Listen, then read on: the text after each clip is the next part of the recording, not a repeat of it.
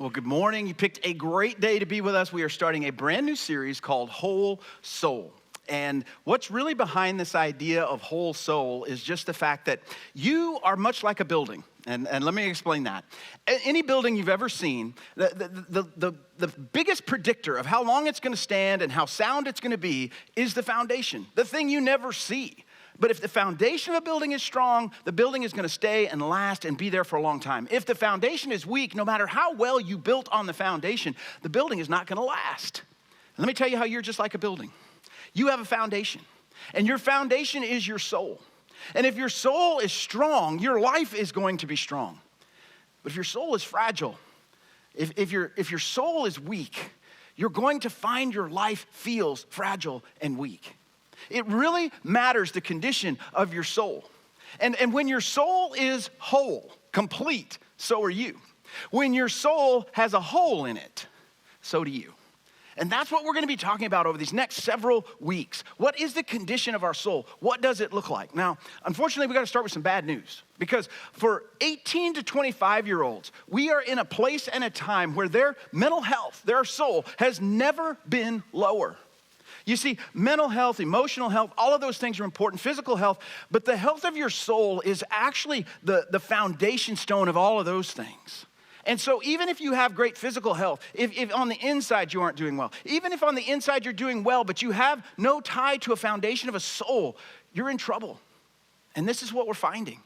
18 to 25-year-olds, as long as this has been measured, so this is going back probably somewhere in the neighborhood of 5 or 6 decades, they are at the lowest point ever recorded when it comes to feelings of self-esteem, happiness, and life satisfaction.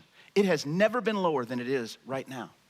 It has never been higher for depression, anxiety, self-harm, and suicidal thoughts. And here's the stark thing that really got my attention.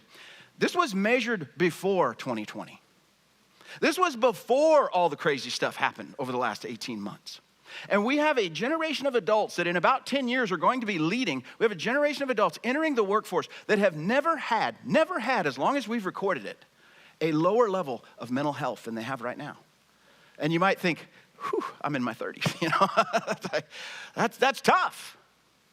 Well, Mental Health of America says that 1 in 5 adults in the United States either has or is battling some kind of mental illness right now, currently.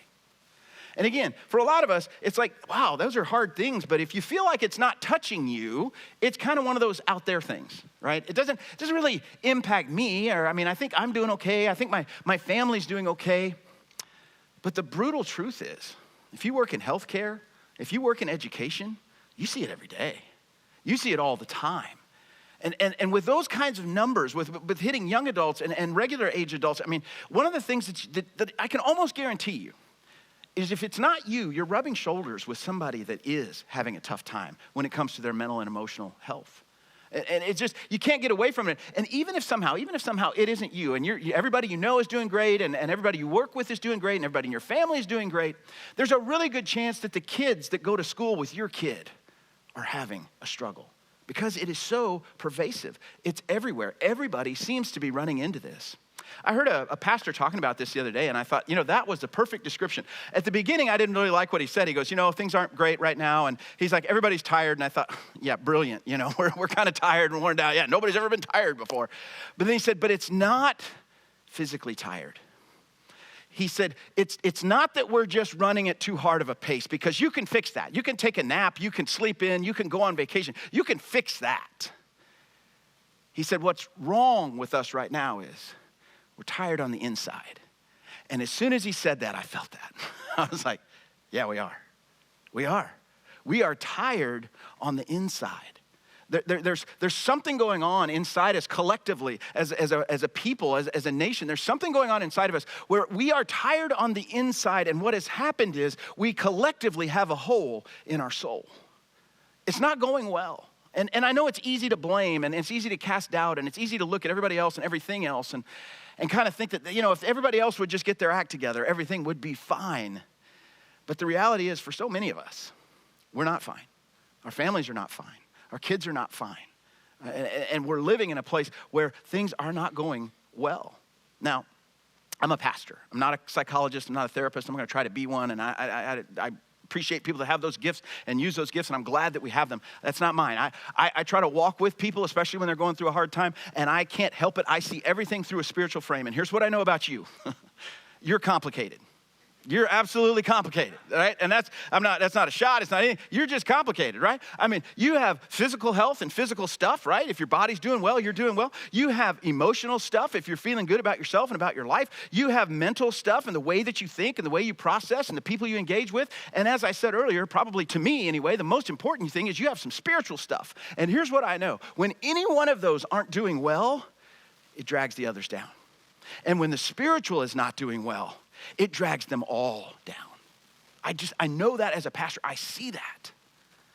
And so like I said, the question then becomes, what do you do? I mean, what do you do if you can't fix it with a nap? If you can't take a trip to the beach and that makes everything okay? And I'm not against any of those things. I love naps. I love going to the beach. But I also know those can't fix a hole in your soul. So what do you do when just getting some more rest isn't going to fix it? And I got really good news for you today. I'm excited to share this with you today. There is good news, and it is not feel-good self-help news. It is repair the foundation, fill in the soul, make you whole kind of good news. Now, God is the one that came up with the idea of rest. So again, I'm not against rest. I think rest is great. It was God's idea. If you open the Bible, you can't get past the first page in Genesis before you find out that after God did everything, after he created everything you see, everything you don't see, some of the stuff we still haven't figured out or discovered yet, he created all of it. And after 6 days, he said, I'm going to take a break. I'm going to rest on day number 7. I'm going to create for 6 days, and I'm going to rest on day 7. And if you're not familiar with the Bible, let me just say it this way. God didn't do that because he was tired, okay? He did that and set an example for us, that you need to rest, that you need to recharge, that you need to take a break every once in a while. If you flip over one more book, you get to the book of Exodus, and you find in Exodus that God has called this special people. Again, if you don't know the Bible, that's okay. He's called this special people, the nation of Israel, to be his special people that he is going to use to help reconcile the world back to himself. And he gave them 10 commandments. These were 10 rules for living their best life. And the third one was every 7 days to keep it special, to set it apart, to rest. And if you read Genesis and Exodus closely, you find something. God wasn't telling us just to take a physical break. He absolutely was. But there was more to it than that. There was something else going on here that was not just to restore us physically, but to restore us on the inside. When we get that tired on the inside feeling, he was concerned about that as well. Jesus spoke to this. Jesus comes along later, and in Matthew chapter 11, verse 28, Jesus explains what this looks like. And we're going to put it up on the screen for you. But it's a famous passage. If you've been around church at any time at all, you've probably heard this. And Jesus says, come to me, all you who are weary and burdened, and I will give you rest. I mean, Jesus is telling you the requirement for coming to me is to be weary and burdened, or let's put it in 2021, burned out and run down, right? If that's where you're at, then that's who needs to come. That's who I want to come to me. All you who are weary and burdened, and I will give you rest. He says, take my yoke upon you and learn from me. For what? Jesus tells us what his heart is like. Don't miss this. I am gentle and humble in heart.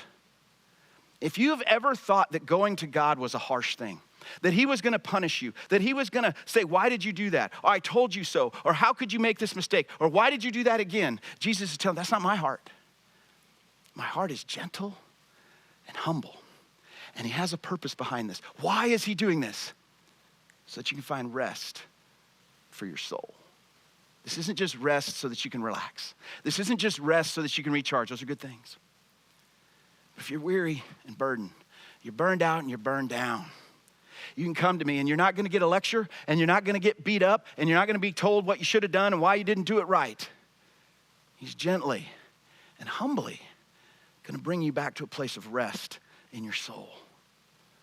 Jesus explains exactly what this is like and what this means. So if you've got a Bible and you want to follow along today, we're going to be in Hebrews chapter 4.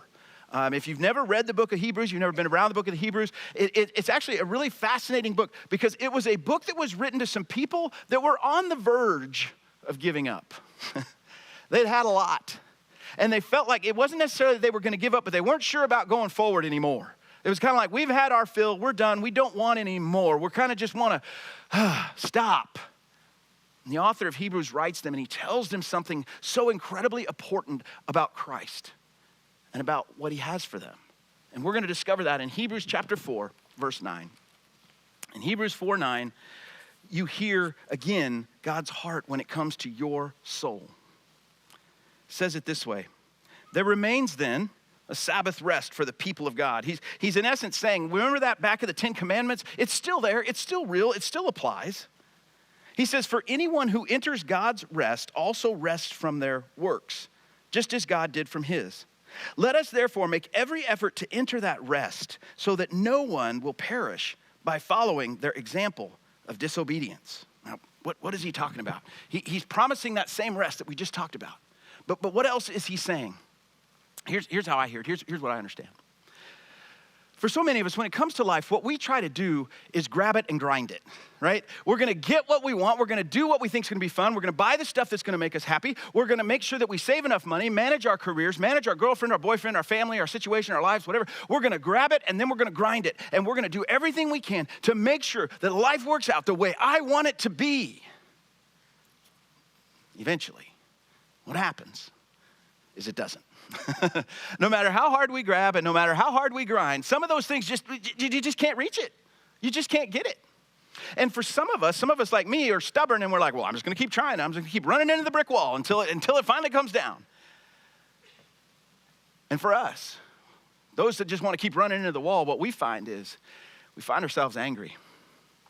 We find ourselves mad because the world's not working the way we want it to, and people don't vote the way I want them to, and people don't have the morality I want them to, and people don't see the world the way I want them to, and it just makes me mad, and I'm just gonna keep running into the wall until everybody gets on board with me. It doesn't happen. But we get angrier, we get more divided, we get more ticked off. But for some of us, what it looks like is just the opposite. Just kind of give up. I run into the wall and it really hurt, and I'm just gonna sit down and stay here for a while. And over time, I kind of quit caring. You know, I wanted to, and I hoped for, and I was thinking about, and I thought that it would be this way, and I thought that I would get this, and my life would look like that, and my family could be this perfect picture, and I could have all the things, and now I don't even know what to care about. I'm just tired of it. Some of us, in essence, we just give up hope. We're still grabbing and grinding, but the reality is, instead of running into the wall, we give up. And then there's a third group of us. We're not running into the wall anymore and we didn't give up, but what happens is we are so overwhelmed with what's happened, feeling desperate and lonely, anxious and afraid, that we just start looking for a way out. What's gonna help me not hurt? What's gonna help me feel better? How can I escape this? And again, you might hear this and you might think to yourself, well, that's not me. I don't feel that way. I don't think anybody that I know feels that way. I'm begging you to consider the fact that there is a world of people around you that feel this way, even if you don't. And when we're grasping and when we're grinding, that's where most of us end up. And what he's saying is, if you will enter God's rest, if you will take all that effort, all that work, if you will, and instead put your effort into receiving God's peace, everything will change. Everything will be different. The hole that you feel in your soul will get filled in. Your life will change. But he gives a warning. Did you catch that at the end? He gives a warning. If you're not, if you won't, if you don't, there's a penalty to pay. And this isn't a vindictive God that's waiting for us to mess up and like, oh, see, they messed it up again. This is just the reality that God's saying, I have this rest for you. But if you keep gripping and grinding, it is going to hurt you. It is not going to turn out well. And what rest ends up looking like, the way you embrace this rest that God has for you, the way your soul gets the hole filled in, it starts with faith. You see, rest will always begin and end with faith. And can I tell you about this? Can I tell you about what Jesus does? Because sometimes we give the wrong impression about Jesus, and that's not his fault, that's our fault. Sometimes we give the impression about Jesus that it's all about, I believe in Jesus and I'm saved from hell, and so I've got my fire insurance and I'm just gonna kind of go and live my life gripping and grinding, right? That's what it's all about. I've kind of got that checked off, taken care of. I'm gonna follow Jesus. He's gonna take me to heaven, and now I'm gonna go do my thing. It's still gripping and grinding. It still ends up with a hole. I'm not saying that you're not saved. I'm saying that what happens is you are still building a life on a faulty foundation. But let me tell you about what my Jesus does. You see, not only does Jesus look at us and say, yes, I will forgive your sins. In his death on the cross, in his willingness to take my place, he covered all of my sins. That's why I can go to heaven. But why he did that was not just so that I could get to heaven, but that I can have a relationship with God right now. Because of all the stuff in the past, all the guilt, all the shame, all the failure, all the messed up, all the things that crash my mind and make me upset and make me doubt, all of those things, he paid for them. They're gone, they're taken care of. He wiped them away so that I can have a relationship with God. But you know what else he does? He doesn't stop there. Jesus isn't just about the past. In the present, he sends his Spirit to come live in my heart, and here's what he does. He heals me. He heals the hurt. He fills in the holes. He changes everything about me. He takes my anger and he trades it in for peace. He takes my insecurity and he gives me confidence in who he is. And it's not just the present, it's the future. He holds my future. You understand? Things may not be good right now, but they're not always going to be this way. He has promised if I follow him in faith, if I embrace the rest that he gives me, he has got my future. I don't have to worry about it. I don't have to wonder about it. There's no doubt about what's going to happen.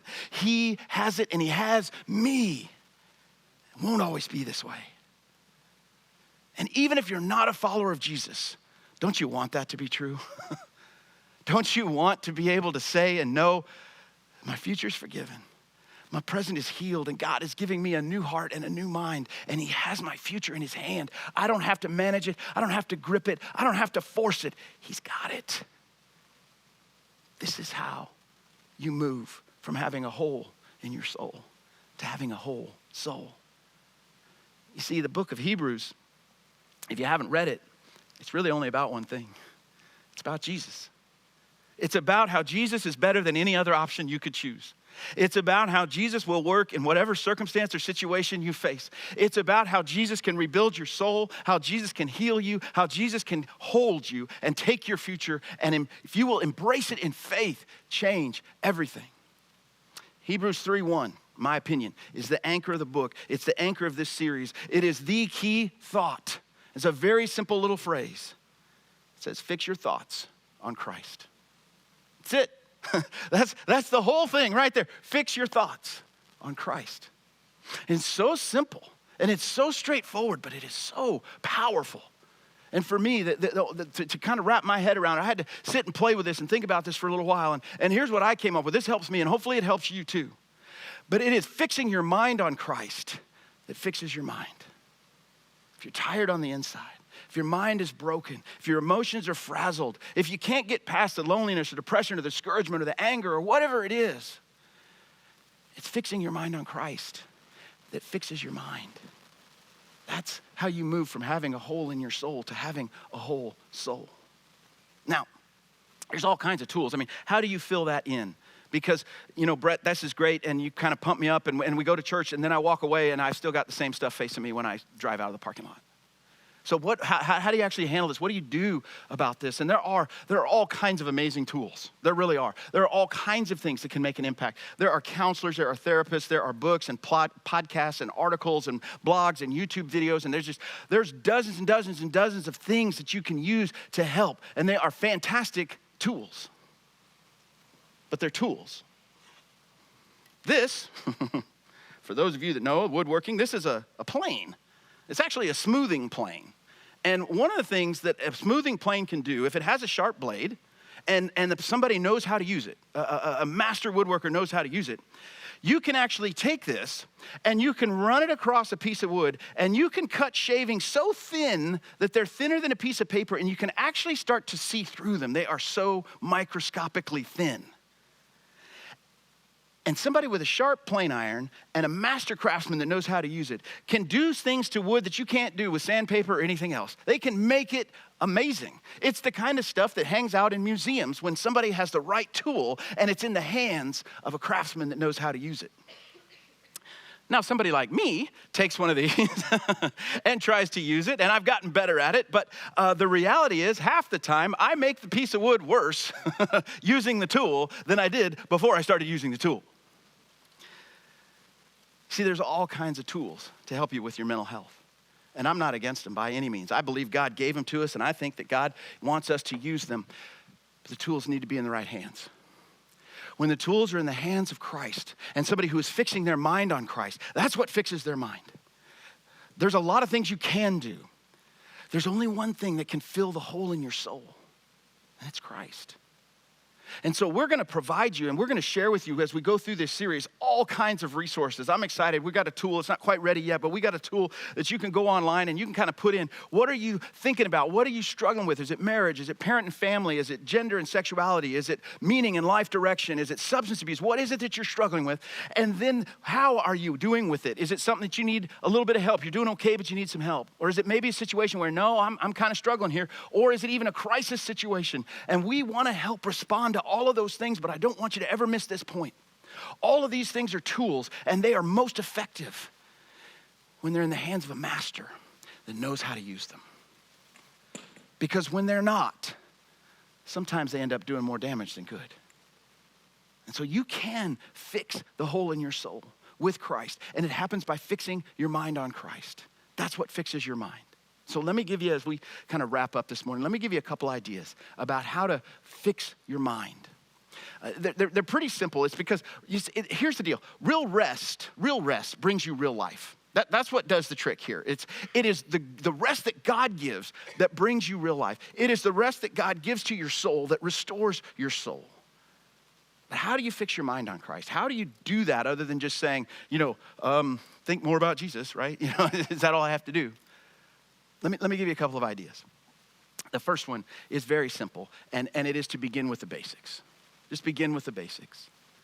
If you have some time today, especially if you're somebody that's feeling a little bit down, maybe you wouldn't describe it as depression or anxiety, but you just, I don't really feel good. I don't feel good about where I'm at or what's going on in my life.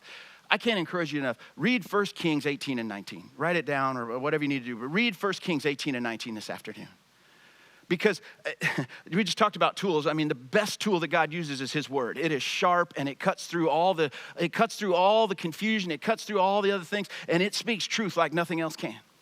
And so reading 1 Kings 18 and 19 is really going to give you a leg up. But let me tell you what's going on in 1 Kings 18 and 19. There's a man named Elijah. And Elijah was a rock star. Like today, if he was today, he'd be on YouTube, he'd be an influencer, he'd be famous, everybody'd know his name. I mean, he was that guy in his time. Everybody knew who he was. Everybody wanted to hear what he had to say. And it seemed like everything that happened that was kind of crazy cool was somehow associated with him. But Elijah had some struggles. As a matter of fact, he came off what you could call his biggest win. And he was struggling.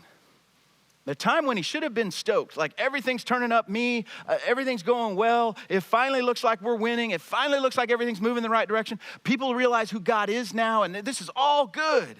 He should have been celebrating, but he was scuffling. He was worn down. He even basically told God, I'm ready to die now. Brett's version of this, and that's all it is. I don't need to go on living because I'm in such a bad place, I don't want to. And some of us to think, well, that was in the Bible. Yes, that's in the Bible. God understands this. And do you know what God's prescription was for Elijah in 1 Kings 18 and 19? It's so basic. He told him, you need to reset. He told Elijah, you know what you need to do? Before we go any further, before anything else happens, I need you to reset physically. I want you to get some sleep, and I want you to eat some good food. He told him, just sleep and eat. Sleep and eat. Sleep and eat. And once you've reset physically, now I want to reset you mentally and emotionally. And he showed Elijah nature. He showed Elijah the power of God, the beauty of God, everything that God could do. God showed it to Elijah so that mentally and emotionally he could reset. And then he said, Elijah, what I need you to do is just be quiet and let me speak to you. And he reset him spiritually. He reset him physically, he reset him mentally and emotionally, he reset him spiritually. And for so many of us, this is the best step you can take. You want to fix your mind on Christ, you need to reset. You just need to simply shut down and stop for a minute. Calm down, get some rest, eat some good food, go outside, shut off your phone, look at what God has done, allow him to quiet your mind. And then once you're feeling better, once your mind is quiet, quietly listen to God and speak to God. God, I'm struggling. My marriage isn't going great right now, and I don't know what to do. God, my kids they don't even want to talk to me. They're not doing good at school. They're having challenges. God, it's eating me up. I'm kind of tense about this. I need some help here. God, I don't know what's going on at work. I don't like being there. It doesn't seem like they like me being there. God, I'm just kind of bound up, and I don't know what to do about this. Can you speak to me? Sometimes just going back to the basics is the best way to help you fix your mind on Christ, because God will speak to you in that moment. He will show you things. He will take you the next step forward. He's not going to fix everything. He's not going to lay everything out in front of you and give you the plan for the next 10 years, but he will work in that moment to fill up your soul and bring you back to a healthy place. Second thing you need to do to fix your mind on Christ, and some of you are going to get mad at me, so I know it before I even say it. You need to manage your media. You need to manage your media.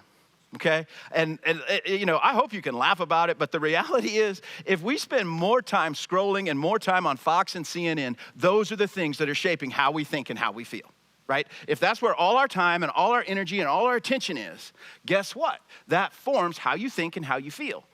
Now, if you're not a follower of Jesus, you might shrug your shoulders and say, so what? And to an extent, you're right, so what? But if you're trying to fix your mind on Christ, now we got a problem. Now we got an issue.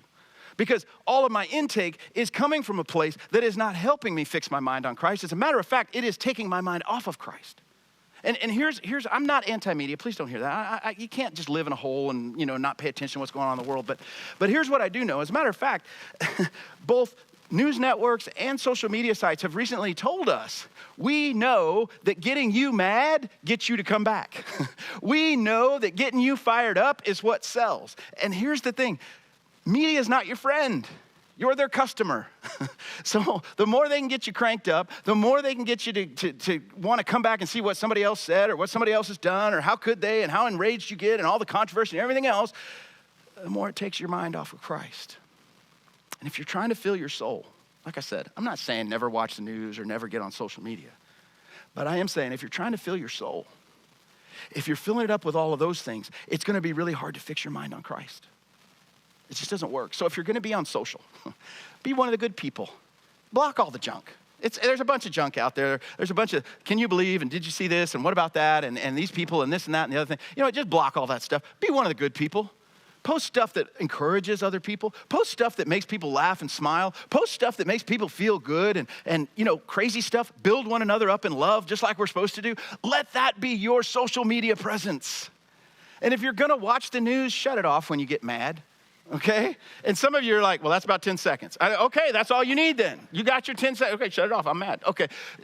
This matters. This matters. It's not because social media is bad or the media is bad. I'm not saying any of those things. I am saying if you're trying to fix your mind on Christ, anything that pulls you away from that can be a problem.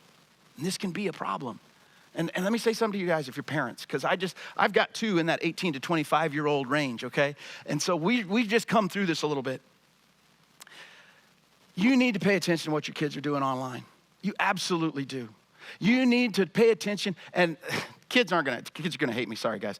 You need to have their passwords, you need to see their profiles, you need to know what they're doing. This is your kid's soul at stake, and it's not a matter of privacy. Facebook came out and said, we know this is damaging the mental health of teens, but it's profitable. You need to know, you need to be involved, you need to pay attention. I'm not saying they can't be on it. I'm not saying they shouldn't have devices. I'm saying moms and dads, you have got to be involved in this. You can't punt on this and let them scroll for hours, because there is a lot of stuff that's going to get poured into their soul that you don't want there. And we didn't get it all right. We messed up. I'm not saying any of those things, but I'll give you one simple tip. If you're gonna let them be on it, and you're gonna let them have a device, don't let them take their device to bed. Keep it downstairs, keep it in the kitchen. Don't let them have it. One of the things that, again, we know this from studies that is messing kids up is they're not getting enough sleep. And the reason that so many of them aren't getting enough sleep is because they're in bed scrolling. And they're getting emotionally all caught up in the comparison and the bullying and the envy and the anger. It's not a good place for your kids to be. And you may have to be that parent that, you know what, everybody else does, well, so what? Your kids' souls are at stake. Don't write this off. You've got to manage your media. All right, off the soapbox. Number 3 thing you can do to help fix your mind on Christ and allow him to start fixing your mind is direct your gazes and your glances. Now, if you've been with us for a while, I've talked about this before. What do you gaze at? What has your attention? And what do you just glance at? Because what's normal is, what we normally do is we gaze at our problems. We gaze at the things we're upset about. We gaze at the loneliness and the anxiety and the fear and the struggle and the anger. And we gaze at that and we lock in on that. And then we occasionally glance over at God and we get overwhelmed. Just can't take it. Just don't want it. Just don't like it anymore. And I'm hoping that maybe a vacation or maybe buying a new house or doing something different will kind of change things up enough that I feel better, at least for a little while. And we find ourselves back gazing at all of our problems and occasionally glancing over at God. If you want to fix your mind on Christ, you got to flip the script. You've got to gaze at God and occasionally glance at your problems. My life, my day, my mind, my heart, I'm trying to focus it in on Christ and what he's doing and where he's at and where he's going and how he's at work in my life and how he's going to work through me to work in somebody else's life. I'm going to gaze at that and I'll glance at my problems because my problems are still there. They're real. I got to deal with them, but I don't have to just stare at them. I'm going to gaze at Christ. And you know what's going to happen? Christ is going to overwhelm my overwhelmness. He's going to overwhelm the problems that feel like they're overwhelming me. I'm going to fix my mind on Christ. I'm going to gaze at him, and I'm only going to glance at my problems. See, this is who you can be. You don't have to have a hole in your soul. You can have a whole soul. And if you're doing well right now, I'm so excited for you. I'm glad for you. But I would just encourage you to recognize there's a lot of people around you that aren't. And you can actually, with your whole soul and your firm foundation, build them up in love and point them to Christ to help them fill the holes in their souls. That's who we're going to be. We're going to be whole soul people as a church. I mean, God is for us. He didn't design us to walk around broken and beat up and miserable. And because he is for us, he has changed us. And Christ has taken care of my past, my present, my future, and that changes who I am. And it allows me to live with a whole soul. And it allows you to live with a whole soul. Embrace what God's done. Quit gripping and grinding and fix your mind on Christ and allow Christ to fix your mind. And you will find the hole in your soul gets filled in and you end up whole. Let's pray together.